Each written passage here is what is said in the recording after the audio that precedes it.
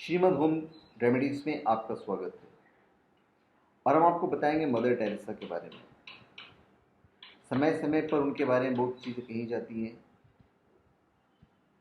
पिछले साल mother Teresa Mohan Bhagwat जी की वजह से चर्चे में थी। एक आम भारतीय के जहन में मदर टेरेसा की ये तस्वीर उस बेमिसाल सेवा का प्रतीक है जिसने दिन दुखियारों के दुख को अपना दुख बना लिया। हर उस शख्स को गले लगाया जिसे दुनिया ने ठुकरा दिया।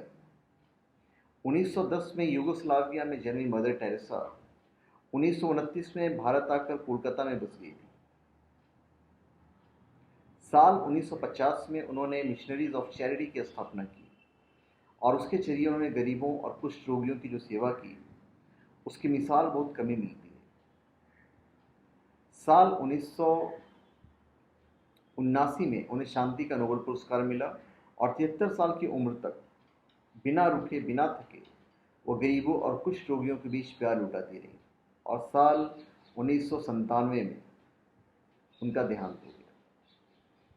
आज उनकी मृत्यु के 18-19 वर्ष बाद भी हमें आज ये बातें कर रहे हैं। कभी मोहन भागवत जी ने आवाज़ उठाई है, बीच में राजीव दीक्षित जी ने भी कुछ कहा था उनके बारे में कि वो क्रिश्चियनिटी को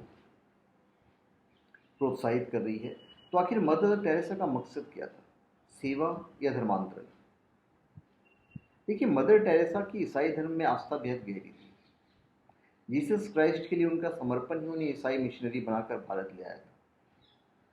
कोलकाता के कालीघाट इलाके से शुरू हुआ यह सेवा का सफर मदर टेरेसा के लिए लाया बेशुमार शोहरत। उनका गरीबों से प्रेम दुनिया के सामने तब आया जब 1969 में इंग्लैंड की खबरिया चैनल बीबीसी ने उनके इस काम को अपने कैमरे में कैद कर दुनिया के सामने पहुंचा दिया। मदर टेरेसा का जो शोहरत मिली वो जल्द ही विवादों में भी आ गई। साल 1989 में 1989 में बड़ा सवाल उठाया। कोलकाता में उनके साथ 9 साल काम करने वाली सुजैन शील्ड ने सुजैन में लिखा कि मदर को इस बात की बेहद चिंता थी कि हम खुद को गरीब बनाए रखें। पैसे खर्च करने से गरीबी खत्म हो सकती है। उनका मानना था कि इससे हमारी पवित्रता बनी रहेगी और पीड़ा झेलने से जीसस जल्दी मिलेगी। यहाँ तक कि वो जिनकी सेवा करती थी उन्हें पुराने इंजेक्शन की सुई खराब हो जाने से दर्द होता था, लेकिन वो नए इंजेक्शन भी नहीं खरीदने देती थी।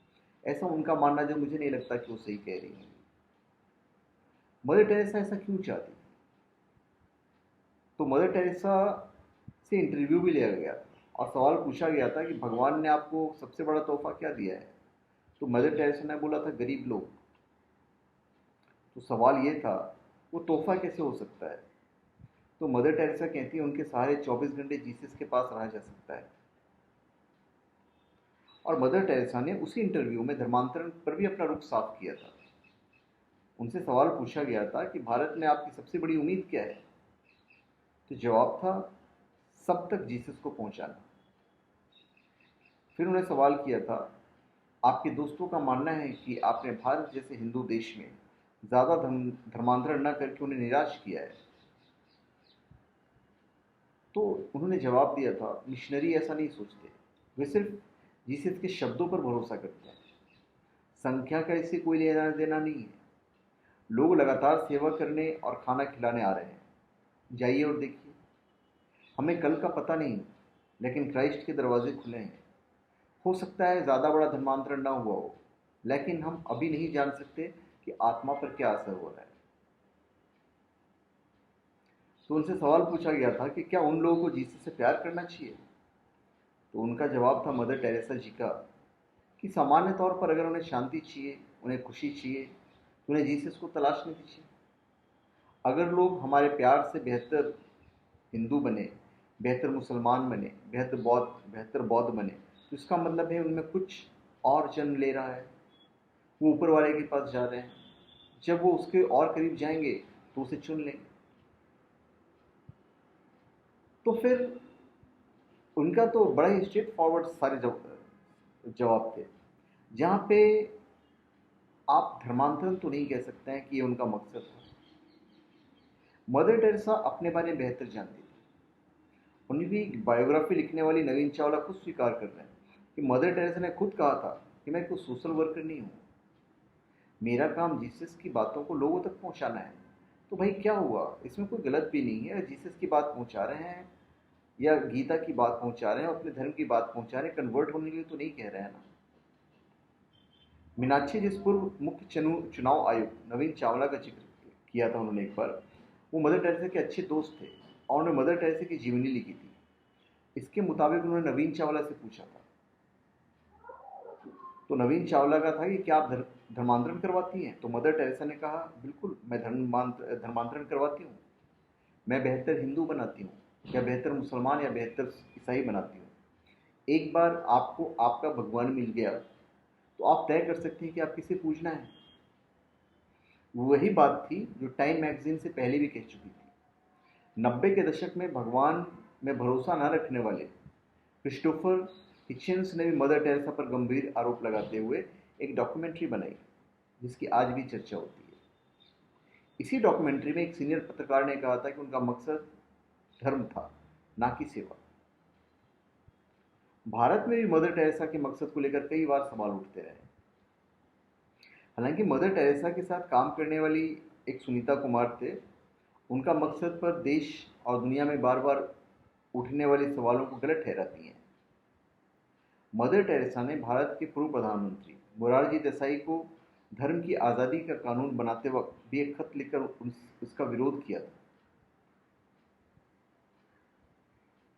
उस एक किताब है एम.एस. चित्कारा की। तो एम.एस. चित्कारा की किताब के मुताबिक मदर टेरेसा ने तत्कालीन प्रधानमंत्री को 1978 में खुला खत लिखा था और उसकी प्रतियां सांसदों में बांटी थी।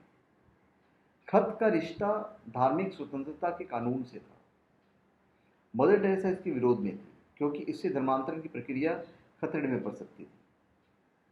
मदर टेरेसा की जिंदगी पर उठे सवाल पिछले 20 साल से बार बार सामने आते रहे। इल्ज़ाम यह भी लगा है कि वो अपने मरीजों की देखभाल इसलिए नहीं करती थी ताकि वो भगवान को याद करते रहे।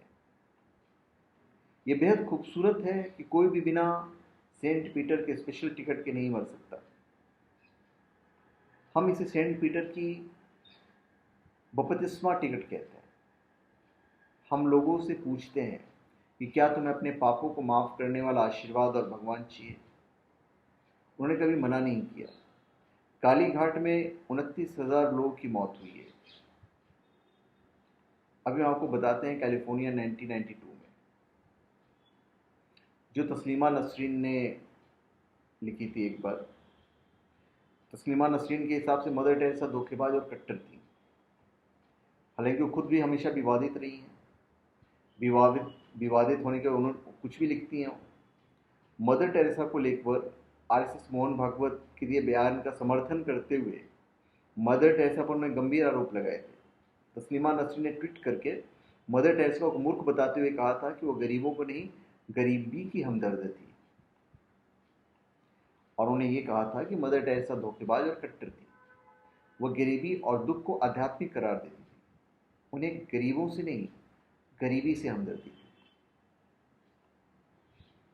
तो एनीवेज, अमेरिकी राष्ट्रपति से लेकर पूर्वी पश्चिमी मीडिया, भारत के चर्च और तथाकथित सेकुलर जमात जिस तरह से मोदी सरकार के आने के बाद ईसाईयत खतरे में है उसको लेकर दुष्प्रचार कर रही हैं, उसे इस आशंका को बल मिलता है कि पूरी जमात वर्तमान सरकार पर दबाव बनाने की राजनीति कर रही है ताकि सरकार गो हत्याबंदी और धर्मांतरण विरोधी कानून संसद में पलट कर नहीं रख सके।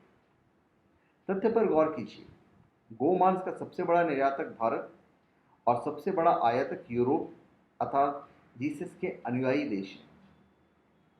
उसी तरह धर्मांतरण के कारोबार में पूरी दुनिया में सबसे अधिक कैथोलिक चर्च ही लगा है, जिसकी भारत में मदर टेरेसा प्रतिनिधित्व कर चुकी है। भारत के पूर्वोत्तर के आदिवासी समुदाय को कैथोलिक ईसाईयत पूरी तरह से मिटाता जा रहा है, लेकिन आदिवासियों के पक्ष में बोलने वाले को जैसे अकाल पड़ गया हो। दूसरी तरफ वेटिकन के पैसे और सुविधाओं के कारण कौवे की तरह कांव कांव करने वालों की पूरी फौज जुटी पड़ी है। मदर टेरेसा क्या थी? तो हमारे हिसाब से भाई वो जो कर रही थी, गरीबों की मदद तो कर रही थी, इसमें कोई शक नहीं है। अभी आपका क्या मत है, आप कमेंट में दीजिए। हम आपका कमेंट पढ़ेंगे और फिर हम आपको जवाब देंगे। तो धन्यवाद। आप हमारे चैनल पर सब्सक्राइब करें और अपने कमेंट दीजिए। धन्यवाद।